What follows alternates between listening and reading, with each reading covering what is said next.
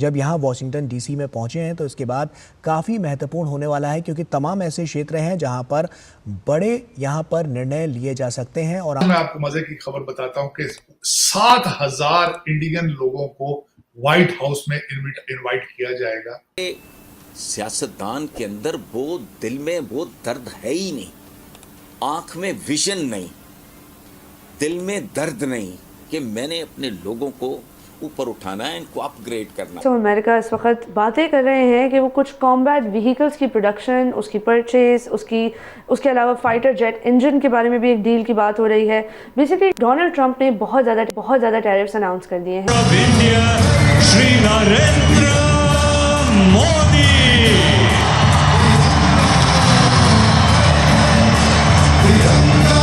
हम पहले ही रौंदे कुचले जा चुके हैं, मसले जा चुके हैं, हमारी कोई हैसियत और औकात नहीं है।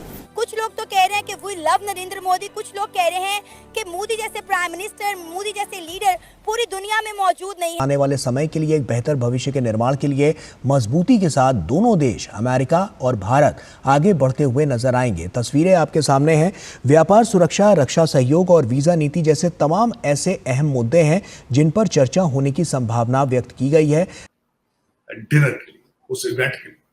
और हिस्ट्री के मुताबिक कहते हैं इतने लोग व्हाइट हाउस में तब आए थे जब पोप पाल आए थे, यार उसका रिकॉर्ड तोड़ा जाए। नरेंद्र मोदी को कहीं से गुजरने के लिए इजाजत की फर्स्ट ऑफ ऑल जरूरत नहीं है। मैं आपको बताता हूँ, आप उनकी फॉरेन पॉलिसी को उठा के देखिए, जितनी मजबूत उनकी फॉरेन पॉलिसी है एशिया में किसी मुल्क की नहीं है। प्राइम मिनिस्टर साहब को जवाब देने की जरूरत नहीं है। अच्छा। क्योंकि हमारे खिलाड़ी इंशाल्लाह उन लोगों का सिक्योरिटी का मसला भी हल करेगा। अच्छा। और जवाबी कार्रवाई ग्राउंड में इंशाल्लाह मिलेंगे। वो कौन सी क्या चीज है, वो कुछ भी नहीं है।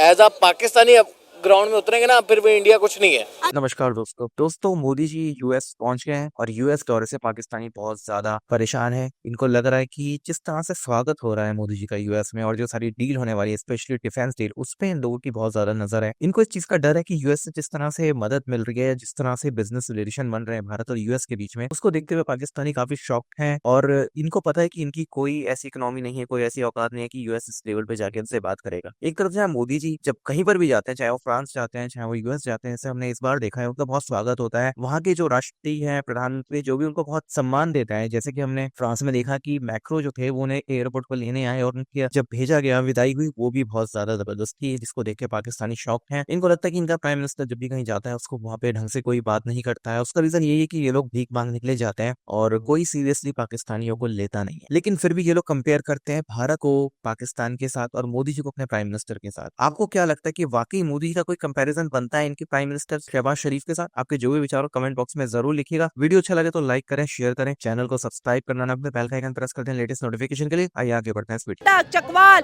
मंडी बहावुद्दीन से 34,000 किलोमीटर की बुलंदी पर से गुजरा और उसके बाद अफगानिस्तान में दाखिल होगा। याद रहे कि अफगानिस्तान की भी एयर स्पेस फिलवक्त बंद है, लेकिन अफगान हुकूमत की जानिब से भी मोदी साहब को स्पेशल प्रोटोकॉल दिया गया।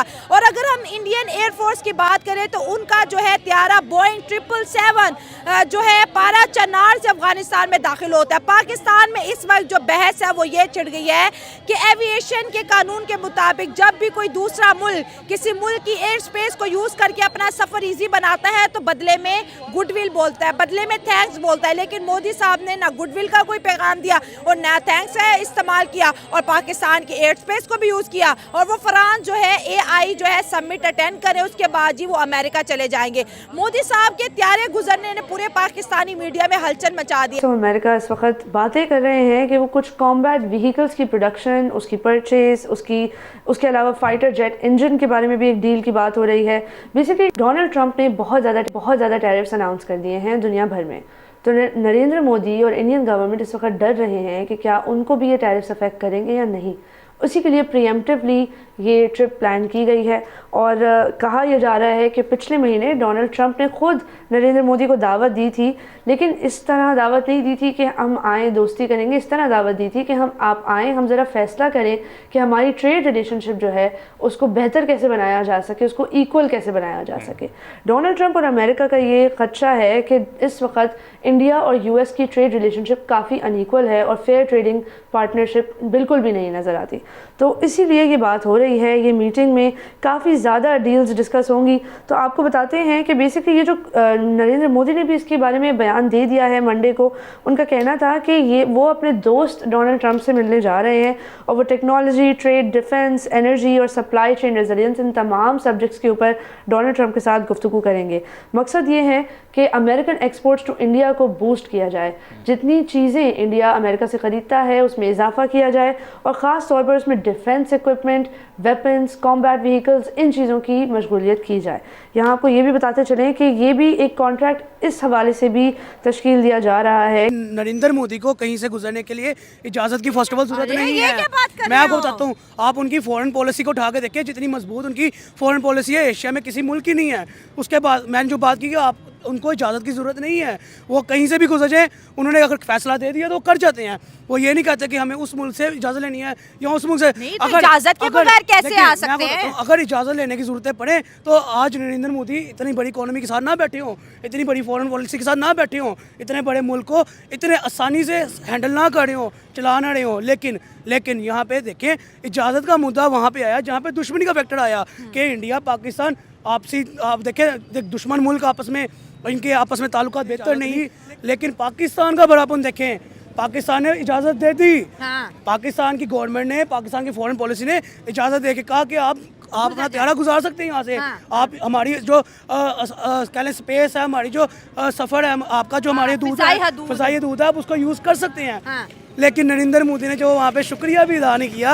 अब देखें, इसके ऊपर दो पहलू आते हैं।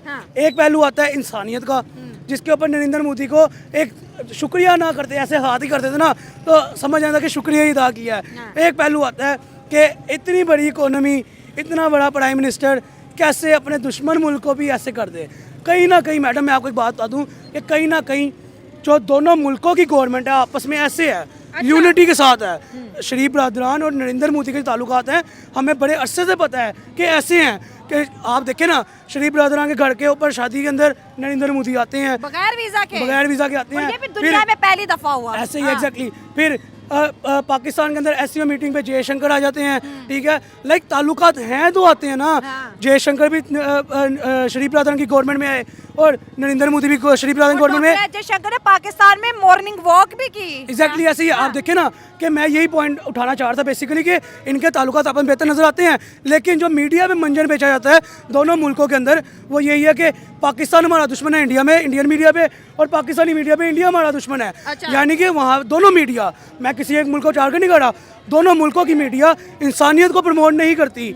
दोनों मुल्क कहते हैं कि इंडिया हमारा दुश्मन है, हमें आज मौका मिले हम इनको तबाह कर दें, और वहाँ इंडियन मीडिया भी कहती है कि पाकिस्तान हमारा दुश्मन है, हमें मौका मिले हम तबाह कर दें।